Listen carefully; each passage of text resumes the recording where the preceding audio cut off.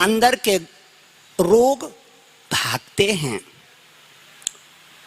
इसीलिए पुराने लोग शरद पूर्णिमा को खीर बना के दान करते थे गांव में। अश्विनी नक्षत्र देवताओं का वेद है। तमाम वैद शरद पूर्णिमा को दवाई घोट के छत में डाल देते हैं, सूखती रहती है। रात भर वो दवाई चंद्रमा की शक्ति को पी जाती है, अमृत हो जाती है,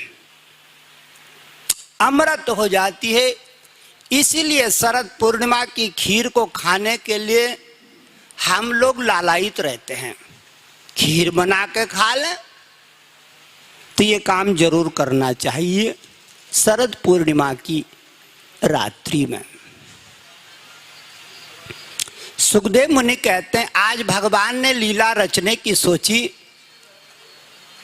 जैसे ही सायंकाल का वक्त हुआ अपने घर से निकल पड़े।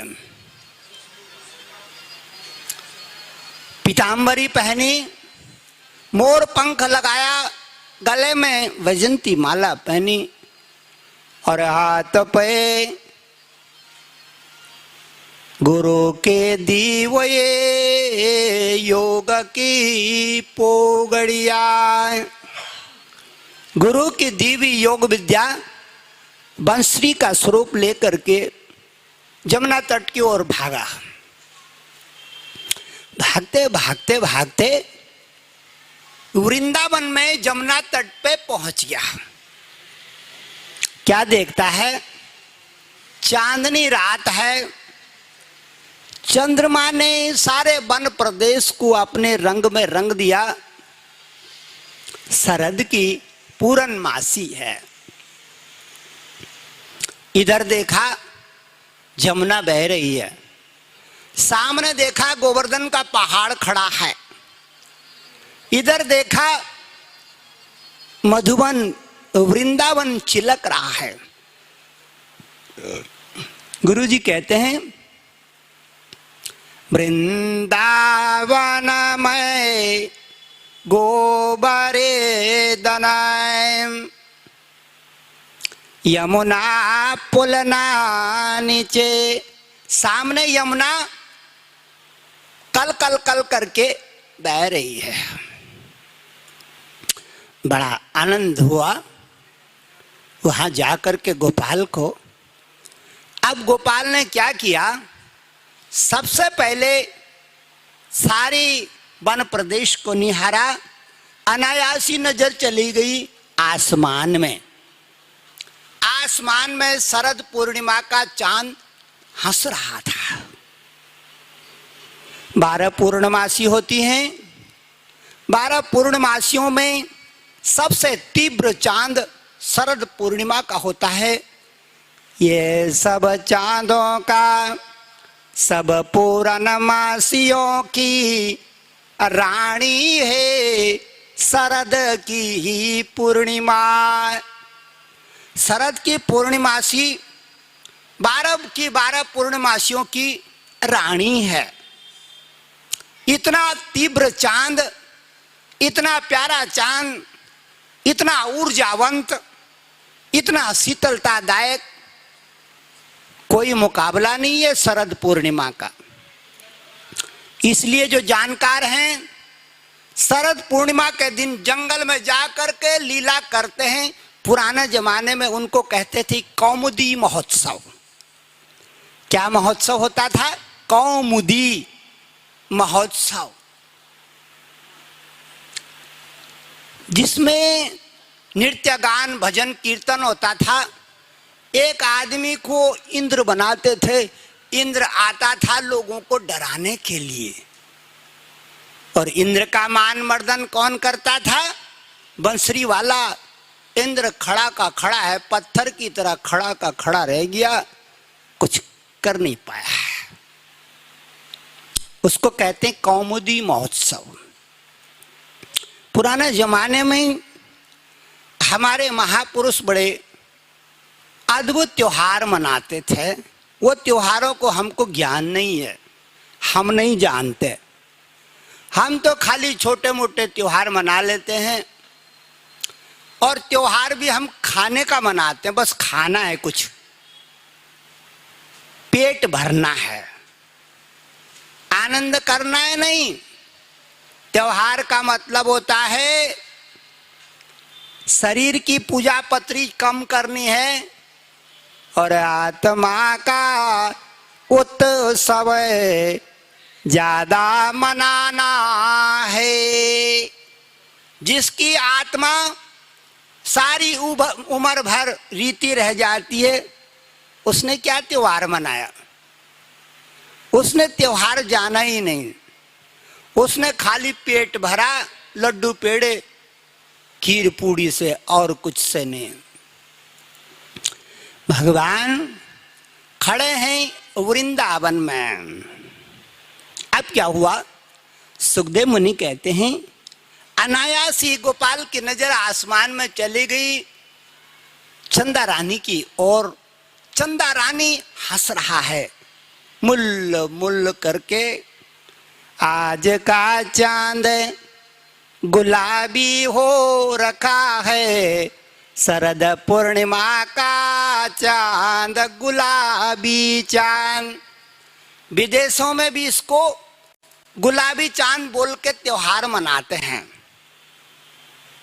बर्लिन वगैरह में बड़ा उत्सव होता है शरद पूर्णिमा की रात को, वो कहते हैं गुलाबी चांद। त्योहार अलग है, हमारे त्योहार की तरह नहीं है।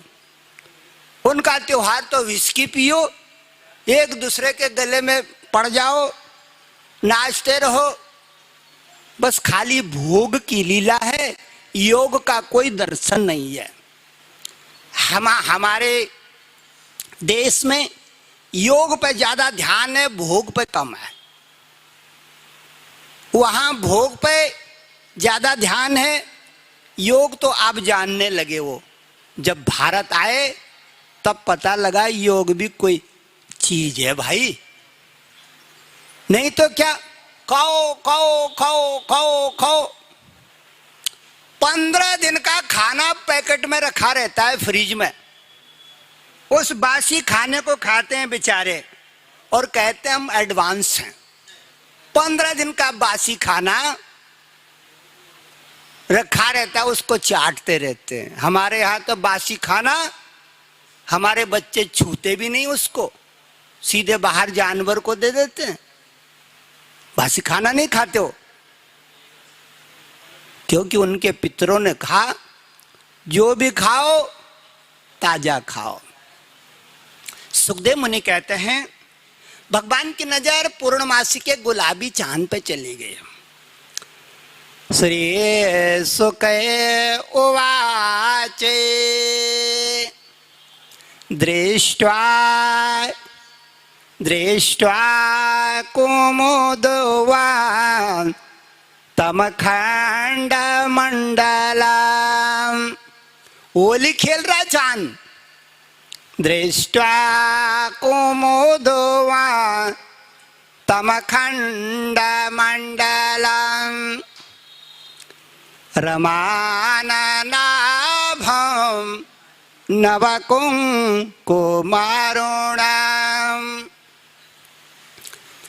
बनाम च ततको मलगोबीरांजिताम् जगो कलाम्बामा दृशा मनोहरम्। चंद्रमा को देख के गोपाल को अपनी याद आ गई। मेरे नाम के आगे भी तो कृष्ण चंद्र है। यशोमती ने कहा मेरा चांद है, मेरा ग्वाला चांद का टुकड़ा है, मेरा ग्वाला पूर्णमासी का चांद है, मेरा ग्वाला किसी से कम है क्या? चिलकता रहता है। श्याम सुंदर परोपकार करने के लिए तत्पर हो गए। अपने मन में कहते हैं इस जिंदगी में आए, अब परोपकार नहीं किया तो क्या फायदा। मेरे भाइयों, जो भी मनुष्य का जन्म ले लिया है उसको अपनी जिंदगी में पर उपकार जरूर करना चाहिए, नहीं तो उसमें और गाय भैंस में कोई अंतर है नहीं, पशु की तरह है। परोपकार कैसे होता है? जरूरी नहीं किसी को पैसा दे दो, कपड़ा दे दो, और 3 तरीके प्रमुख हैं। परोपकार वचन मन कर्मा, परोपकार वचन मन कर्मा, परोपकार वचन मन कर्मा, परोपकार वचन मन कर्मा, संत सहज स्वभाव निज धर्मा, संत स्वभाव निज धर्मा, परोपकार करनी परोपकार कर्म मन बचना, परोपकार वचन मन कर्मा, परोपकार वचन मन कर्मा, संत सहज स्वभाव निज धर्मा, संत सहाय स्वभाव निज धर्मा। परोपकार चाहे वचन से करो, चाहे हाथों से करो, कर्म से करो, चाहे मन से सोच विचार के करो, अच्छा, पर करना जरूर चाहिए। जो दूसरों की भलाई नहीं करते वो अंत समय में यहां से पछताते हुए जाता है, हाथ मलते मलते। क्यों आया था? भात खाने के लिए।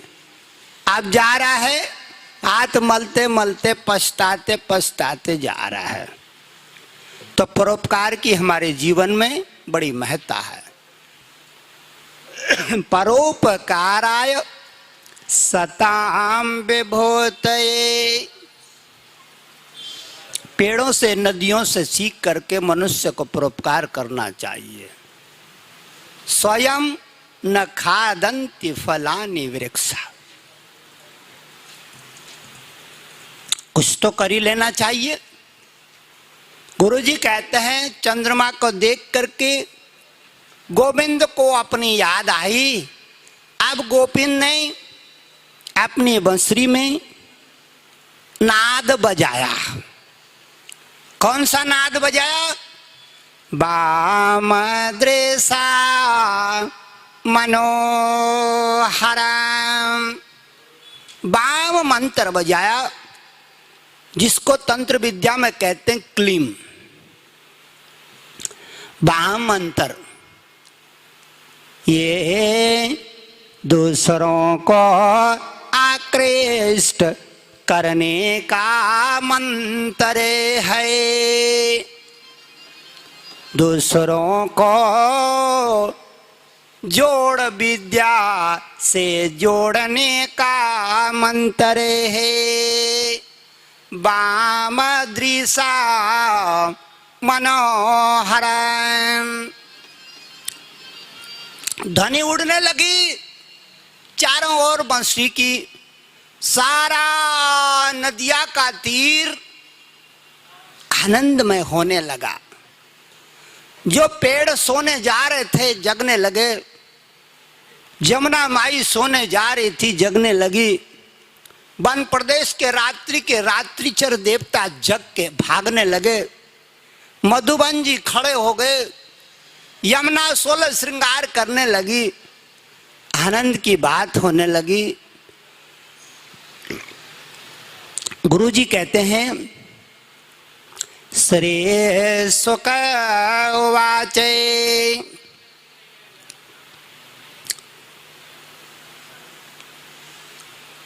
सुखदेव मुनि कहते ये धन उड़ते उड़ते निसम्या गीता, जो गांव में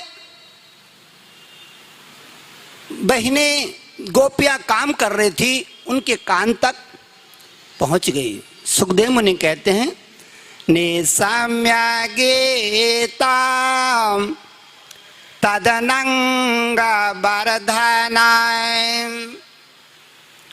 निसम्य गीताम तदनंग वर्धनाय, व्रज स्त्रिया कृष्ण गृहीत मानसाय। ब्रज की गोपियों का बंटाधार हो गया। कोई दूध दूह रही थी, कोई झाड़ू लगा रही थी, कोई रोटी बना रही थी, अपने